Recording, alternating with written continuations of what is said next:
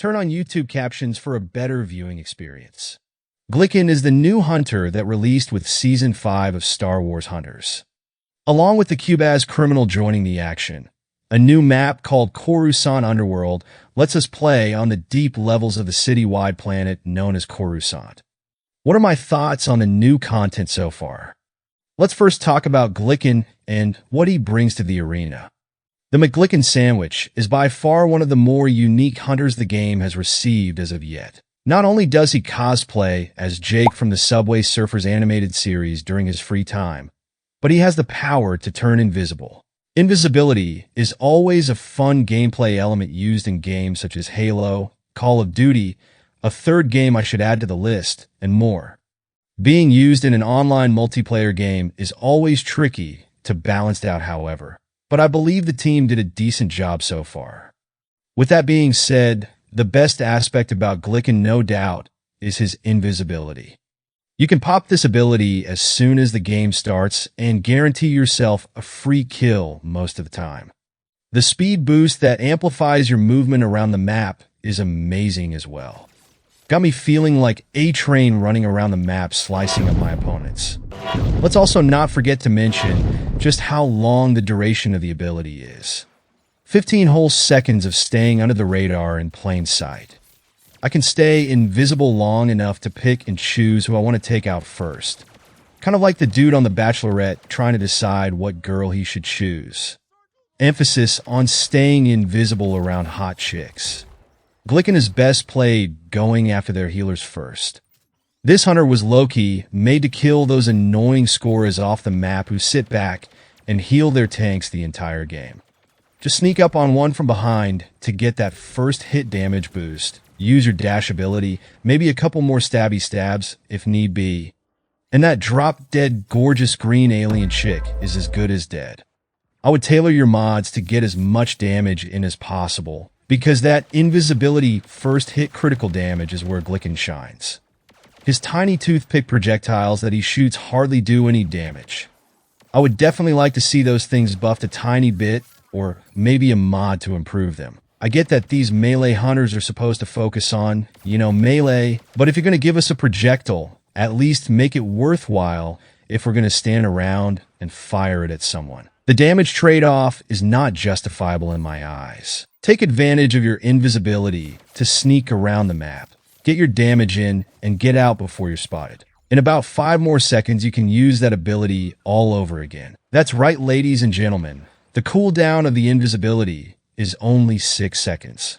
Only having a 6-second cooldown before you can go again is definitely worth bragging about. The only drawbacks to this ability is, of course, when he's getting shot at, which reveals his position, or playing against a Diago player using his heightened senses ability, which unveils Glikkin as well. Other than that, you can without a doubt flank enemy territory and take their support out from behind, leaving them helpless and vulnerable. His slash and dash ability is also very powerful, dealing an initial 55 damage with 40 damage over time. That's good damn with only one strike. And don't forget that you can damage every single hunter that's in the slashing radius, so clumps of enemies will all succumb to the Glik. It's also a useful tool to escape combat or even traverse across the map. I can't say I like his ultimate ability, the Caltrops, but it has its uses.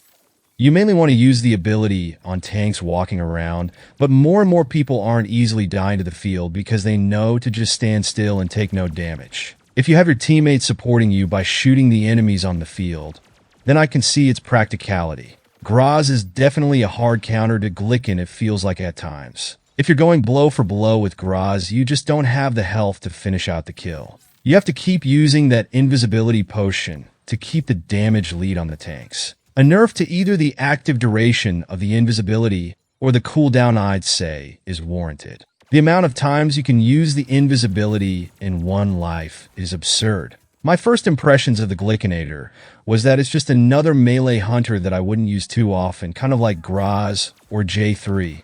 But realizing you can spam that invisibility button to get away with important kills on their healers or DPS units, this is a very solid hunter. Moving on to the new map Coruscant Underworld. And first of all, I want to know whose idea it was to introduce a map that is prone to us falling off the face of the world every 5 seconds. Especially when you're trying out Glikkin for the first time and use that dash ability on one of the balconies. Oh boy, are you in for a treat. I'd say one of the more breathtaking maps in terms of visuals and the bright colors. The graffiti and all that definitely make it flow together well with what they're trying to do with the season as a whole. I'm glad we're getting a new prequel-centered map to replace Moe's Espadres. I typically always use the flanking balconies to get some kills because the big open landing pad in the middle just feels like a death trap most of the time. Like I walk over there and suddenly a firing squad of Spetsnaz are all aiming at me.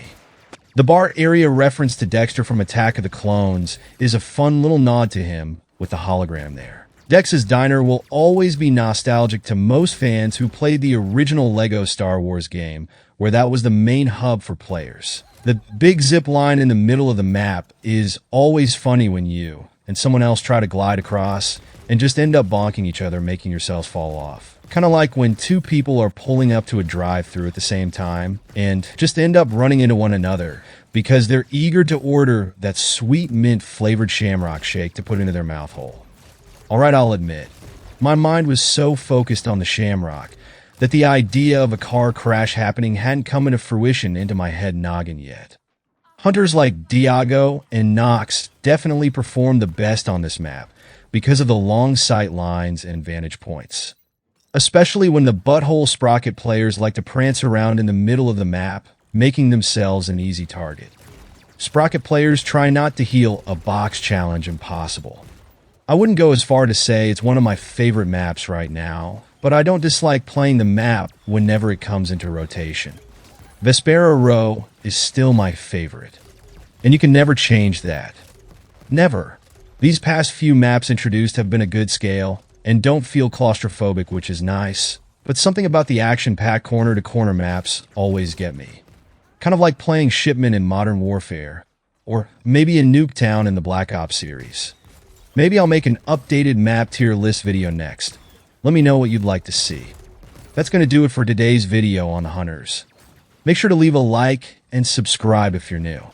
This is Avenue signing off.